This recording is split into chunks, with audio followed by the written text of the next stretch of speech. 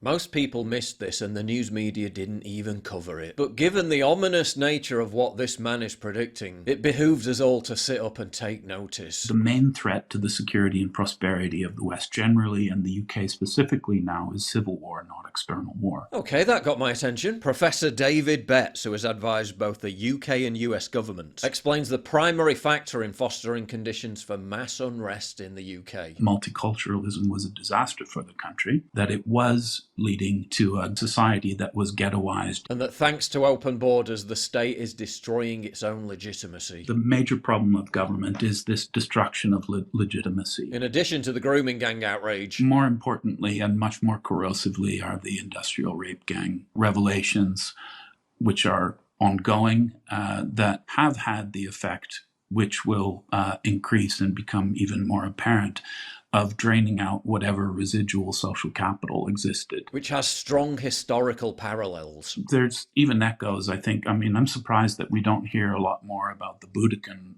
revolt. Can I spell it out for non-British listeners? That Sure. Boudica's daughters were raped by Roman soldiers. And this was the precipitating event. From his exhaustive studies, Betts concludes that diversity is definitively not our greatest strength. British society is fundamentally explosively configured. Multiculturalism has drained the nation's social capital. It's encouraged factionalism and polarization, both of which are up massively. As a result of which, we see that nativist sentiments are increasingly manifested in a narrative of downgrading or displacement that is one of the most powerful causes of civil conflict. Mm-hmm. The recent headlines surrounding the rape gangs or the murders of children, terrorism and the like feed this narrative of downgrading absolutely perfectly. They align with that idea. And could actually be the catalyst for our downfall. Primarily, the one in the which is most evident now on account of recent events, is the failure to secure the country, the failure to secure its borders against what can only be described as a large-scale border raid, and the failure to protect children, the most vulnerable people in our society, from the most extraordinary and grotesque predation on very large scale. Leading to a form of civil war based on geographical and demographic divides. The coming civil war that I imagine will have initially the qualities of a Latin American dirty war, but that is going to metastasize pretty rapidly into a broader civil conflict that will have an essential rural versus urban dimension. And that relates essentially to demographic patterns in the broader society. And that British identity has been drastically undermined by 2 generations of indoctrination telling us to be ashamed of our history. It's a much more fractured society. It's one that has a much less secure connection to those aspects of its history that have made it the stable, well-governed, essentially more or less content society that it has been. Soaring taxes, inflation and general economic malaise is also fueling mass resentment. On top of that, the increasingly predatory wealth extraction policies that have to come in because they're simply running out of money. And that the potential civil war he's warning of in order to try to avoid could happen within half a decade. If we can make it through the next 5 years without it happening, that would be a good sign.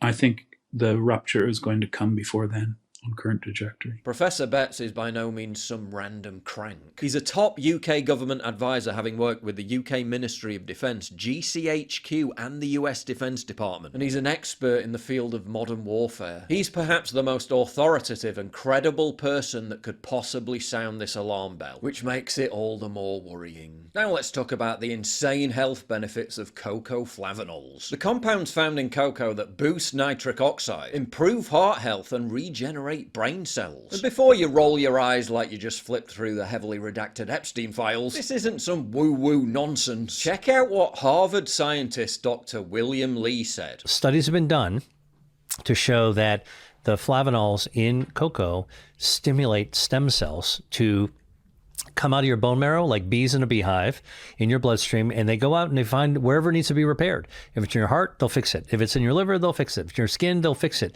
And so we can eat foods like high flavanol cocoa in order to be able to actually get the stem cells to work a little bit better. Now, how do we know this actually functions, it works in people? Well, clinical studies have been done with high flavanol cocoa to show that in like men who are in their 60s with heart disease, they could actually just have 2 cups of dark chocolate hot cocoa a day for a month.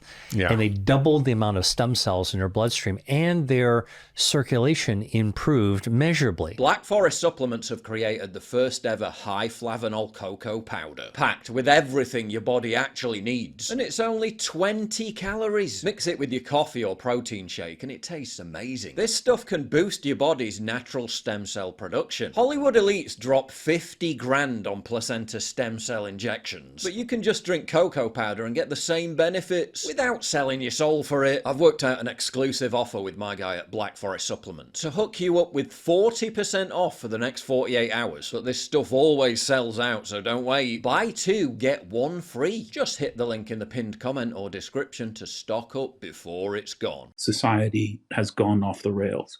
Most people believe that politics has ceased to be able to solve problems. Betts describes himself as a classic member of the establishment and said he's been approached by people from within government and the security services who are keen to heed his warning. Having written the paper, I've had other people approach me, including people from government and in the security services, about the ideas. Well, we'll see what happens after the podcast, which will have a somewhat bigger reach, I would guess. They've all come back to ask for more detail, but they're certainly not rejecting outright. Will enough of them listen to do anything? Or, as Betts suggests during the podcast, are we too far gone? Lorraine Matthews, one of the last non-Muslim residents, said, "I wouldn't go out at night on my own, as it is dangerous if you're not from the Muslim community. It isn't sensible for a woman to walk there after dark. The Asian lads gather on the corners.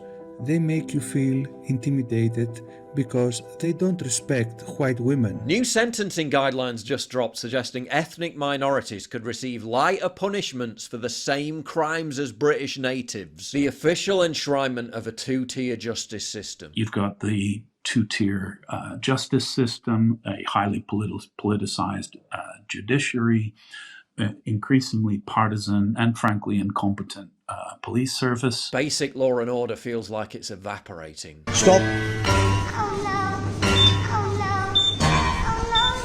Meanwhile, you're seeing increased desperation from the state broadcaster, the BBC, which has launched wall-to-wall saturation coverage of the supposed benefits and inevitability of mass migration, even as polls show an ever-growing amount of the population are vehemently resistant to it. At current rates, in 10 years, 25% of Britain's population will be first-generation migrants, and a full third of the population will be first- or second-generation migrants by 2035. By 2046, we'll have to build 15 cities the size of Birmingham to accommodate them all, which of course won't happen, leading to the collapse of public services, leading to more unrest. A perfect storm is unfortunately brewing. Is it the fact that our pride and joy in the NHS has fallen apart? You can't get a doctor's appointment. I'm a type 1 diabetic. I'm supposed to be seeing a nurse every 3 to 6 months. I haven't seen one in like 2 years. Young people can't afford to get on the property ladder anymore, and social housing is being used up by illegal immigrants. Taxes have got so high that even when you work your ass off, you still feel poor. There's so many reasons why this country has fallen apart,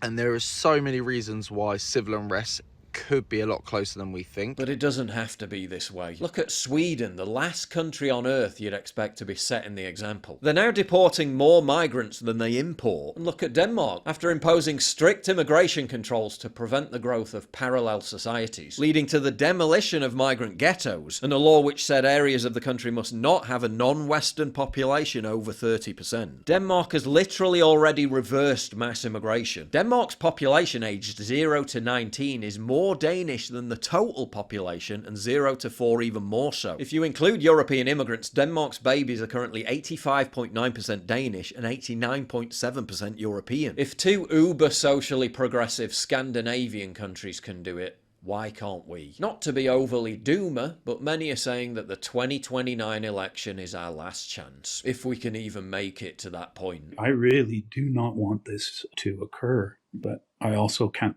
look away, or I can't not see what I see. If you value what I do and you want to help support me, please visit pauljosephwatson.locals.com and either pledge a one-time donation or subscribe to join my community, get early access videos, and message me directly. And exclusive live streams coming soon too. Promise. Check out the Locals link down in the description. And don't forget to take a look at the brand new website modernity.news. That's where you'll find all my content, including exclusive articles. That's modernity.news.